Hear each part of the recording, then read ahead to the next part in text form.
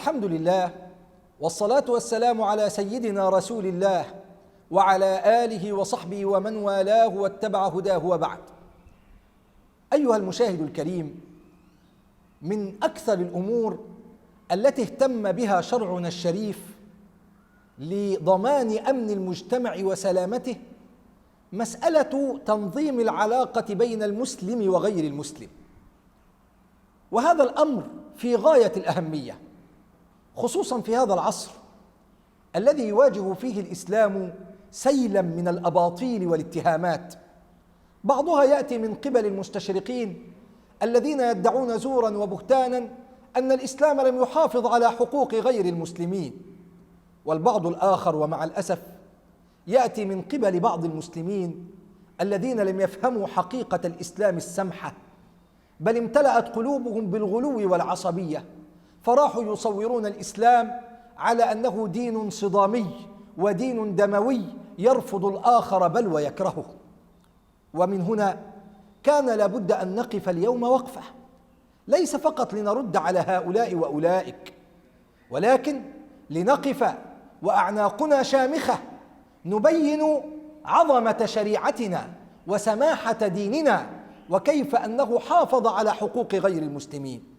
ولكن إخوة الإسلام، وقبل أن أفصل النقاط الدالة على مراعاة الإسلام لحقوق غير المسلمين، أقول بداية وبملء الفم: إن الله عز وجل بعث نبيه صلى الله عليه وسلم بالحنيفية السمحة وبمكارم الأخلاق وإحسان الظن بالناس، ولم يبعثه بالعنف ولا الكراهية، فاسمع لقوله تعالى: وما أرسلناك إلا رحمة للعالمين.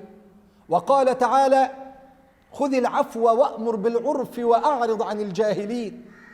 ويقول سيدنا عبد الله بن عمرو بن العاص رضي الله عنهما: والله إن رسول الله صلى الله عليه وسلم لموصوف في التوراة ببعض صفاته في القرآن. يا أيها النبي إنا أرسلناك شاهدا ومبشرا ونذيرا وحرزا للأميين، أنت عبدي ورسولي، سميتك المتوكل، ليس بفظ ولا غليظ ولا سخاب في الأسواق، ولكن يعفو ويصفح، ولا يدفع السيئة بالسيئة ولكن يعفو ويصفح، ولن يقبضه الله حتى يقيم به الملة العوجاء بأن يقول لا إله إلا الله، فيفتح به أعينا عميا وآذانا صما وقلوبا غلفا.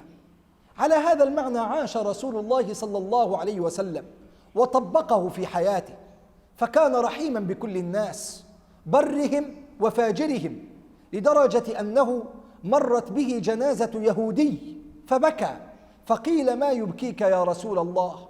قال: نفس أفلتت مني إلى النار.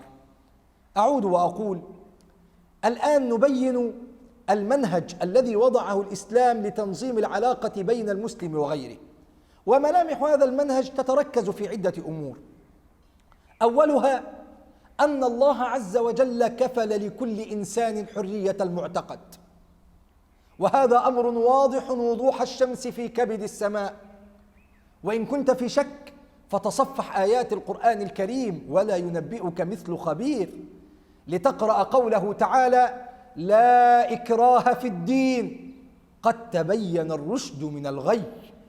ويقول تعالى: ولو شاء ربك لآمن من في الأرض كلهم جميعا أفأنت تكره الناس حتى يكونوا مؤمنين. فالله عز وجل لم يجبر أحدا على الدخول في دينه، لأن الله يحب أن يأتي إليه الناس طائعين وليسوا مجبرين ولا مكرهين.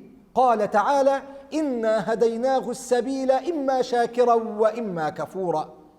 كذلك الملمح الثاني لعظمة الإسلام في تعامله مع غير المسلم أنه ضمن لكل إنسان حرية العبادة، بل وأمر المسلمين باحترام دور العبادة، فالله عز وجل يقول: ولولا دفع الله الناس بعضهم ببعض لهدمت صوامع وبيع وصلوات ومساجد يذكر فيها اسم الله كثيرا.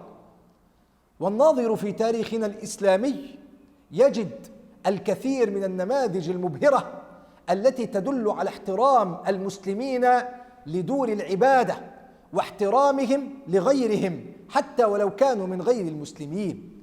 فتجد مثلا وصية سيدنا أبي بكر الصديق لجيش سيدنا أسامة بن زيد عندما قال لهم: لا تقتلوا طفلا صغيرا ولا شيخا كبيرا ولا تحرقوا نخلا. قال: وسوف تمرون بأقوام فرغوا أنفسهم في الصوامع فدعوهم وما فرغوا أنفسهم له. وتجد مثلا سيدنا عمر بن الخطاب عندما فتح بيت المقدس كتب ما يعرف باسم العهدة العمرية، وفيها: بسم الله الرحمن الرحيم، هذا ما أعطى عبد الله عمر أمير المؤمنين أهل إيلياء، أعطاهم أمانا لأنفسهم وأهليهم وكنائسهم، لا تهدم كنائسهم ولا ينتقص منها ولا يكرهون على دينهم ولا يضار منهم أحد. هذه هي سماحة الإسلام ووسطيته، هذه هي عظمة الإسلام. أين هذا مما حصل عندما دخل الصليبيون بيت المقدس فأراقوا الدماء؟ أين هذا من محاكم التفتيش التي نصبت للمسلمين في بلاد الأندلس؟ شتان بين الثرى والثريا. كذلك شرعنا الشريف أمر أن تكون العلاقة مع غير المسلم قائمة على البر والقسط، فالله عز وجل يقول: لا ينهاكم الله عن الذين لم يقاتلوكم في الدين ولم يخرجوكم من دياركم أن تبروهم وتقسطوا إليهم إن الله يحب المقسطين. أما البر فهو فعل الخير، وهذا ما وصانا به رسول الله صلى الله عليه وسلم حين قال: من آذى ذميا فقد آذاني، ومن آذاني فأنا خصمه، ومن كنت خصمه خصمته يوم القيامة. وأما القسط فالله عز وجل أمر المسلمين بالعدل مع كل الناس، المسلم منهم وغير المسلم. نعم، فقال تعالى: يا أيها الذين آمنوا كونوا قوامين لله شهداء بالقسط ولا يجرمنكم شنآن قوم على ألا تعدلوا اعدلوا هو أقرب للتقوى. وقد ضرب أئمتنا الكبار من سلفنا الصالح المثل والقدوة، وكذلك الصحابة رضوان الله عليهم ضربوا المثل في إقامة العدل مع غير المسلم.